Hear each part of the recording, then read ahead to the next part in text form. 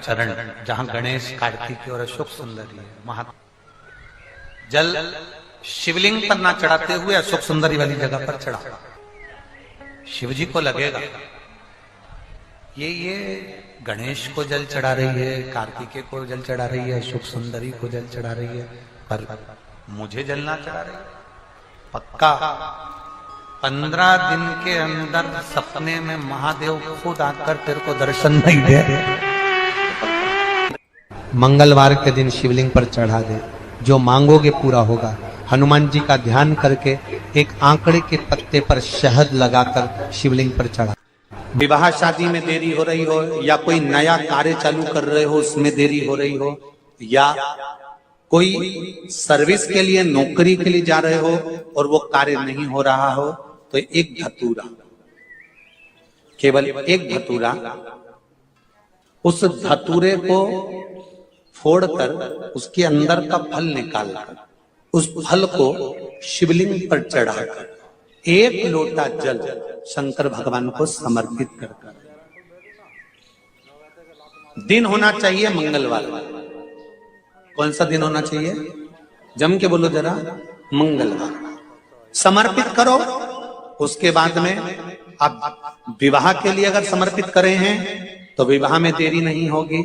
व्यवसाय और व्यापार के लिए या नौकरी के लिए समर्पित करे हैं तो उसमें देते हैं। अगर आपको राहु, केतु, शनि, मंगल, बुध कष्ट देता है तो शंकर की चौखट पर, शंकर के मंदिर की जो देहली होती है, दरवाजा होता है, उसकी चौखट पर एक बेलपत्र समर्पित करना प्रारंभ कर दो। है श्री ओमकारेश्वर बाबा का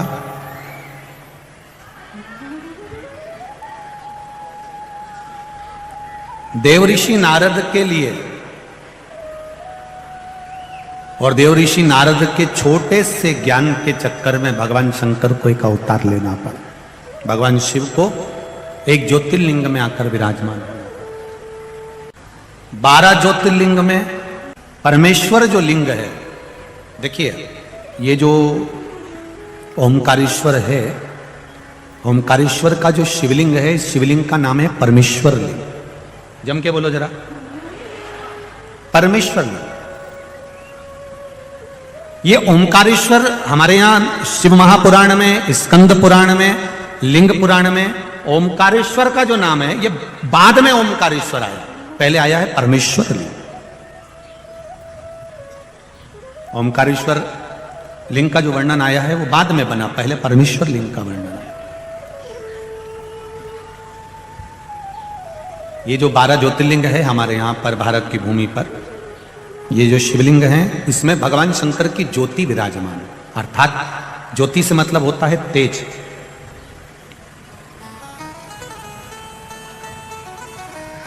संसार में चाहे कोई शंकर जी की पूजन करे ना करे, पर जितने भी मनुष्य के शरीर है, मानव की जितनी देह है, मानव का जितना शरीर है, और चाहे जलचर हो, थलचर हो, वायुचर हो, जीव जितने भी हैं, उसमें जो जठर अग्नि होती है, भोजन पचाने की जो सामर्थ्यवान अग्नि होती है, जो शरीर के अंदर होती है, वो शरीर की अग्नि ही शिव की ज्योति के तुल्य होती है। इसलिए उसको समझना कि संसार में जितने भी मनुष्य हैं, जितने भी मानव हैं, ये कोई साधारण नहीं है। सब में भगवान समाया है, प्रत्येक में नर नारायण, प्रत्येक में भगवान, प्रत्येक में भगवान समाया। इसलिए शायद लोग कहते हैं तुझ में रब दिखता है यारा में, सब में भगवान समाया, प्रत्येक। कंकर कंकर शंकर, और उसका फल केवल एक दीवार ऐसी होती है जहां पर हनुमान जी का चित्र लगाया जाता है। चाहे तुम पर्वत उठाने वाला चित्र लगाओ हनुमान जी का, चाहे बैठे हुए लगाओ, चाहे रामायण पढ़ने वाला लगाओ, चाहे लंका दहन करने वाला लगाओ, चाहे राम नाम जपने वाला लगाओ, चाहे लक्ष्मण को संजीवनी देने वाला लगाओ, चाहे मौन मुद्रा में लगा दो, चाहे स्तुति में लगा दो, चाहे भजन में लगा दो। हनुमान जी का कोई भी चित्र लगता है तो ना पूरब में लगेगा, ना पश्चिम में लगेगा, ना दक्षिण में लगेगा। हनुमान जी का अगर चित्र लगता है तो उत्तर की दीवार में दक्षिण को देखते हुए लगता है। केवल एक ही स्थान, ऐसे उनका आज तक हनुमान चालीसा पढ़ना नहीं है, आज तक कोई चालीसा, चाहे गायत्री चालीसा हो, लक्ष्मी चालीसा हो, शिव चालीसा हो, पढ़ना ही नहीं आती। बस बैठ गए भगवान के सामने और पढ़ लिया आसन लगा के। नहीं नहीं नहीं, चालीसा पढ़ने का भी एक नियम है। अगर कोई लक्ष्य लेकर पढ़ रहे हो तो उसका एक नियम है। पूरी जिंदगी पढ़ते रहोगे तो भगवान की प्राप्ति नहीं है, पर लक्ष्य लेकर अगर पढ़ा है आसन से, जिस भगवान की चालीसा पढ़ रहे हो उसकी मूर्ति या उसका फोटो आपके सामने होना चाहिए। एक घी का दिया, अगर हनुमान चालीसा पढ़ रहे हो तो या तो घी का दिया जलाओ, वो भी गाय के घी का हो, भैंस के घी का मत जलाना। हनुमान जी कभी प्रकट नहीं होंगे भैंस के घी से।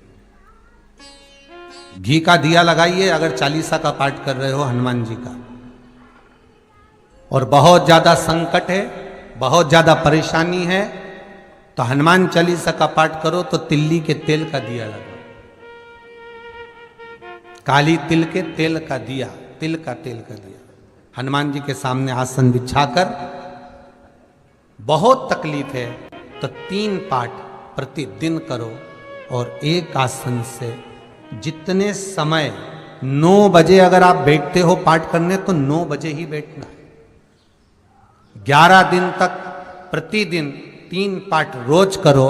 एक पानी का लोटा, कलश, तांबे का जल अर्थात तांबे का लोटा हो, स्टील का लोटा हो, तुम्हारे पास जो कलश हो उसमें जल भरकर, एक सिक्का उसमें पटक कर, एक लौंग पटक कर प्लेट से ढक कर रख दो और प्रतिदिन बस टाइम पर बैठकर पाठ करो।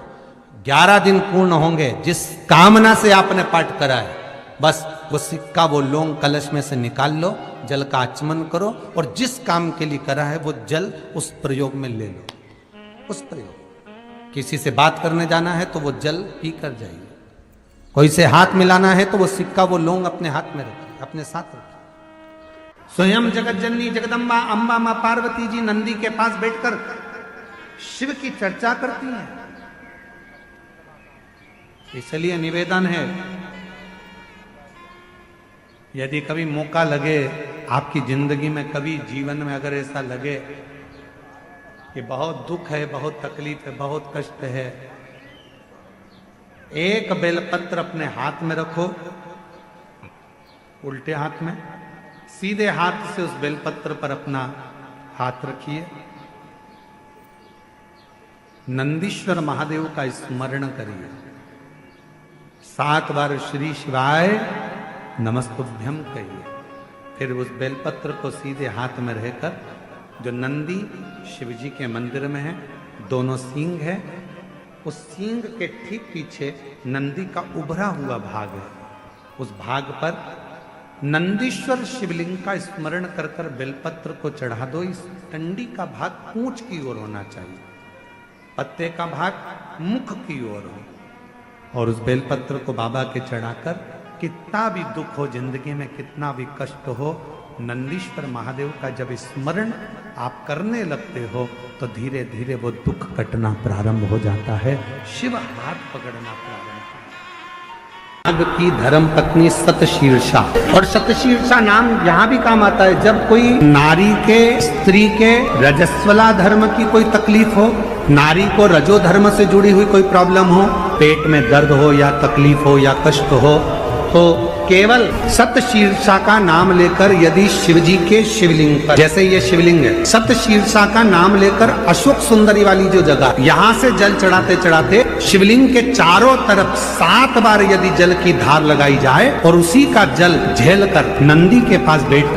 सतशीर्षा का नाम लेकर अगर पिया जाए, रजो धर्म से जुड़ी हुई जितनी भी तकलीफ हो, रजस्वला धर्म से जुड़ी हुई जितनी भी तकलीफें होती हैं, वो धीरे धीरे समाप्त होने। घर में अगर कोई वाहन आता है, घर में अगर कोई गाड़ी आती है, चाहे 2 व्हीलर आए, चाहे 4 व्हीलर आए, या कोई फैक्ट्री हो जो चल नहीं रही हो, बड़े परेशान हो गए, कुछ दिन अच्छा चलती फिर बैठ जाती, कोई व्यापार आप कर रहे हैं और थोड़े दिन अच्छा चल रहा है, थोड़े दिन बैठ रहा है, तो कुछ नहीं करना, केवल हनुमान जी के मंदिर का उल्टा पांव का सिंदूर लेकर आइए, हनुमान जी के 3रे नंबर का भाई गतिमान का नाम लेकर, और दुकान पर, व्यापार पर, फैक्ट्री पर या गाड़ी पर उसका स्वस्तिक बना दी। जिंदगी में कभी ना तो गाड़ी का एक्सीडेंट होगा, ना कहीं वो गाड़ी कभी ठुकाएगी और ना कभी खड्डे में जाएगी, और अगर फैक्ट्री पर आपने अगर स्वस्तिक बनाया है तो वो फैक्ट्री कभी कर्जे में, खड्डे में नहीं। का आद्रा नक्षत्र है, आज का दिन वो दिन होता है, मार्गशीर्ष मास का आज का दिन वो दिन होता है जिस दिन जो व्यक्ति जहां बैठकर शंकर भगवान को याद कर कर जिस ज्योतिर्लिंग का वो स्मरण करता है और उसके मन में ये आ जाता है कि बाबा मुझे अगला जन्म देना, तो इस ज्योतिर्लिंग के पास में देना, तो उस संसार के मनुष्य का अगला जन्म उसी ज्योतिर्लिंग के पास में होता है। महाराज ये आद्रा आज का वो दिन है कि 1000 शिवरात्रि का व्रत कर लो, 1000 सोमवार के व्रत कर लो, 1000 सोमवार की अष्टमी का व्रत कर लो, और एक आज का आद्रा नक्षत्र का आज सुंदर आनंदमय मार्गशीर्ष मास का जो आद्रा नक्षत्र है, आज के दिन यदि कोई शंकर के मंदिर का दर्शन कर ले या शिव महापुराण की कथा सुन ले तो उसके सारे व्रतों का फल उसे प्राप्त हो जाए। तो ये जीवन का एक सुख है, जीवन का एक आनंद है। हर हर वो तो प्रदान कर रहा है। बहुत शिव जी के पास में कुछ वो कहते हैं, दो बातें आती हैं। एक नंबर पर आता है दाता और दूसरे नंबर पर आता है दयालु। मेरी कवर्धा की जीजियों, मेरे जीजाओं, मेरी बेटियों बेटाओं, मेरी माताओं, मेरे बुजुर्ग माता पिता, थोड़ा ध्यान से सुनिएगा। एक नंबर पर आता है दाता और दूसरे नंबर पर आता है दयालु। दोनों में सर्वश्रेष्ठ किसको कहेंगे? जम के बोलो जल्दी से। दाता को श्रेष्ठ कहेंगे कि दयालु को श्रेष्ठ कहेंगे? बोलो बोलो जरा, जम के बोलो। दाता श्रेष्ठ है कि दयालु श्रेष्ठ है? दयालु श्रेष्ठ। बिल्कुल सही कहे हैं कबीर धाम वाले, एक बार जोरदार ताली बजाओ अपने खुद के लिए। बिल्कुल सही।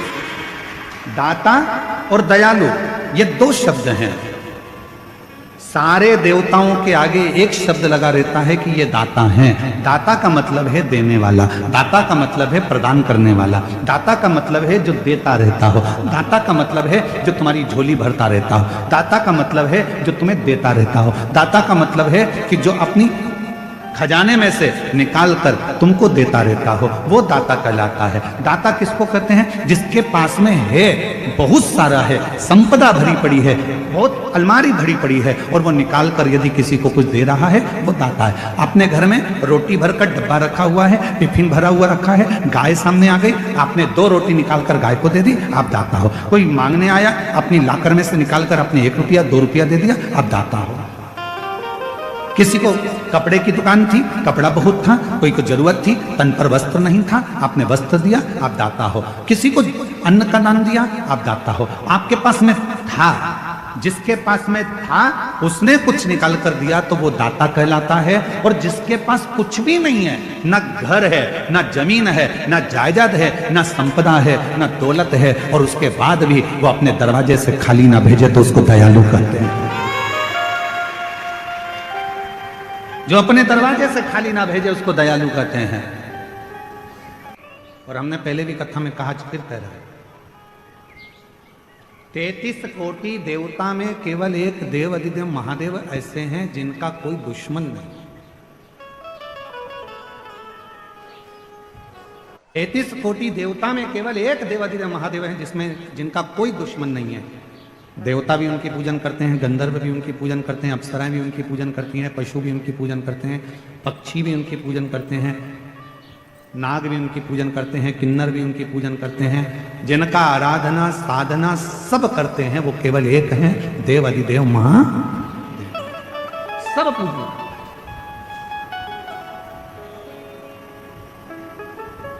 और जिसने भी भजा उसको मिला। ऐसा दुनिया में कोई नहीं है जिसने शंकर भगवान का भजन करा हो, शिव का नाम लिया हो और उसको भगवान शंकर ने नहीं दिया।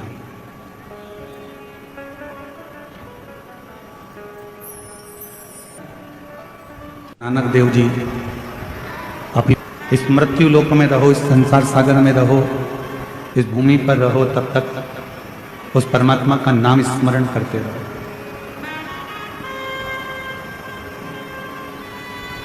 शिव महापुराण की कथा कहती है 21,600 श्वास प्रतिदिन इस शरीर से निकलती है।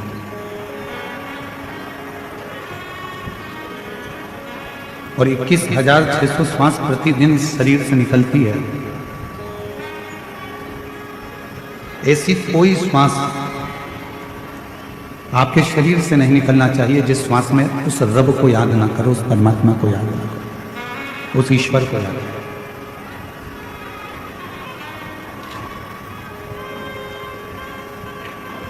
क्यों? ना जाने कौन सी श्वास 21,600 श्वास में से वो कौन सी श्वास होगी जो आखिरी होगी, ये किसको मालूम। इसका अंदाजा किसी को नहीं। इसलिए श्वास श्वास में ओम रटो और वृथा जन्म मत खोए, ना जाने इस श्वास का फिर आवन होए कि ना हो। इस मानव के देह में, मनुष्य के शरीर में जो 21,600 श्वास रोज प्रतिदिन निकल रही है, 21,600 श्वास रोज चल रही है, 21,600 श्वास जो प्रतिदिन निकल रही है, उन 21,600 श्वास में प्रतिदिन परमात्मा के नाम का स्मरण होना चाहिए। प्रतिदिन।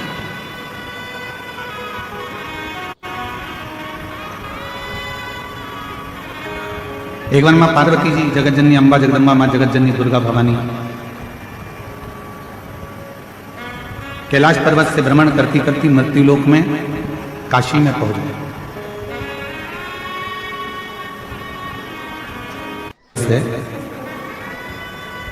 हम जानते हैं कि ये लेडियां थोड़ी चल नहीं रही हैं, पर कार्यकर्ता लगे हैं, शीघ्र चालू कर देंगे। आप लोग बैठकर कथा का लाभ लीजिए, ये मौका बार बार नहीं मिलेगा।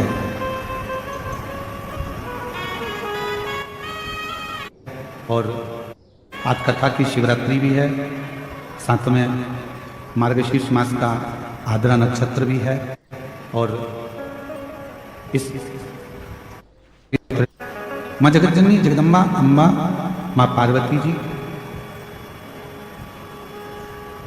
माता पार्वती जी भ्रमण करते करते घूमते घूमते घूमते घूमते काशी प्रदेश पहुंचे।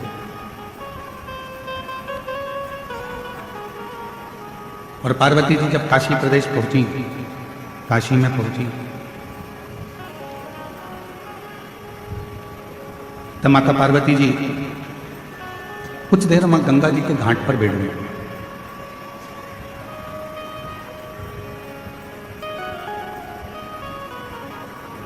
और मां गंगा जी के घाट पर काशी में जब पहुंचकर पार्वती जी बैठी, गंगा की लहरों की अटखलियां मां पार्वती जी देख रही हैं।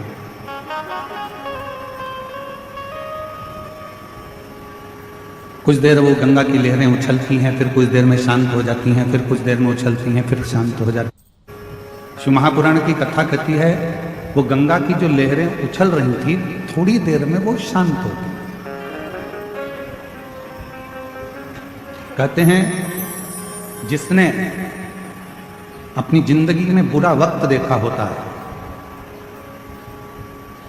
जो बहुत संघर्ष से जीवन को जिया हुआ होता है, बहुत बुरा वक्त उसने अपनी जिंदगी में देखा हुआ होता है, तो शिव पुराण कहती है जिसने अपनी जिंदगी में बुरा वक्त देखा होता है, संघर्ष का समय देखा होता है, वो जिंदगी में कभी किसी का बुरा नहीं करता है, कभी बुरा नहीं करता। जिसने बुरा वक्त देखा ही नहीं है, जिसने संघर्ष किया ही नहीं है, वो दूसरे का बुरा करने में लगा रहता है। क्यों? क्योंकि उसके पास पहले का वैभव है, उसके पिताजी छोड़कर गए, जमीन छोड़ गए, जायदाद छोड़ गए, संपदा छोड़ गए, धन दौलत छोड़ गए, गाड़ी बंगला छोड़ गए, तो वो दूसरे का बुरा करने में लगा है कि इसको मुझे आगे बढ़ने नहीं देना। पर जिसने अपनी जिंदगी का बुरा वक्त देखा, बहुत संघर्ष किया, बहुत बुरा वक्त देखा, बहुत तकलीफ का समय देखा, वो जिंदगी में कभी किसी का बुरा नहीं करता, क्योंकि उसको मालूम है कि मैंने भी अपनी जिंदगी में बहुत बुरा वक्त देखा है और बहुत संघर्ष किया, बहुत संघर्ष।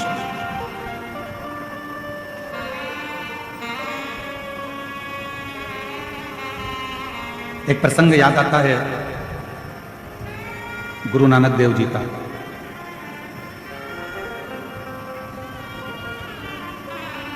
गुरु नानक देव जी ने रब नहीं है, परमात्मा नहीं है, तो इस कबूतर के प्राण वहां छोड़ना जहां पर ईश्वर ना हो, परमात्मा नहीं। गुरु नानक देव जी को प्रणाम कर कर नमन कर कर चल दिया। कबूतर ले गए। जंगल में पहुंचा तो एक पेड़ के नीचे उस कबूतर को वो मारने के लिए आतुर हुआ, पर उसके मन में आया कि इस पेड़ पर कोई पक्षी बैठा होगा, वो देख रहा होगा।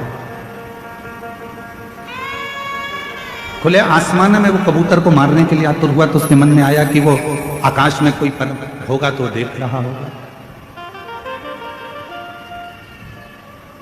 जहां बाले जाता उसके मन में यह भाव प्रकट हो जाता कि ईश्वर यहां भी है, ईश्वर वहां भी है, ईश्वर वहां भी है, रब यहां भी है, रब वहां भी है, रब संपूर्ण जगत में है। संपूर्ण तलातल में, रसातल में, वायुचर में, आकाश में, हर जगह पर वही रब, वही ईश्वर दिख रहा। बाले उस कबूतर को लेकर गुरु नानक देव जी के पास वापिस आ गए। गुरु नानक देव जी बड़े मुस्कुरा कर पूछे, बाले तू तो कह रहा था कि रब सब दूर है ही नहीं, फिर इस कबूतर को तूने मारा क्यों नहीं? बाले ने कबूतर को